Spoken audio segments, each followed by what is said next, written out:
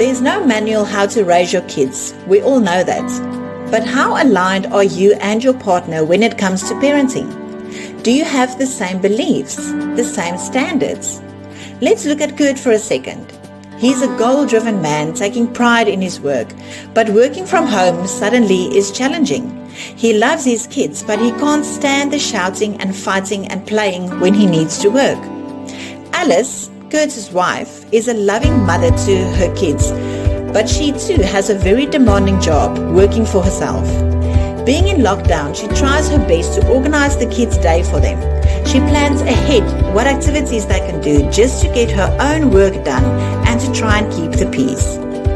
Kurt is so strict with the kids, it drives her crazy.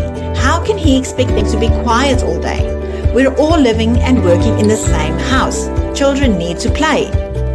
So what does Alice do? She basically does her own thing when it comes to the kids. Kurt would have these ridiculous rules and regulations, and Alice can't keep up with it, so she does what she thinks is right for the kids. Tension is building between this married couple because Kurt feels that Alice doesn't respect him enough or at all. Alice feels that Kurt's so-called standards are just ridiculously high and she can never win. If Kurt and Alice had a way to understand each other's way of thinking, they would realize that Alice is a pleaser and that she really does want the best for her family, including Kurt. He would start to notice that Alice really is trying to keep the kids busy in the room as soon as he reaches his desk.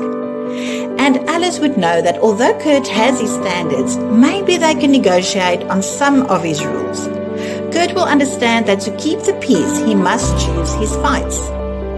Knowing the way that your partner thinks will in actual fact tell you more about how you think, what you expect of people, and how wrong you could be, more often than you think.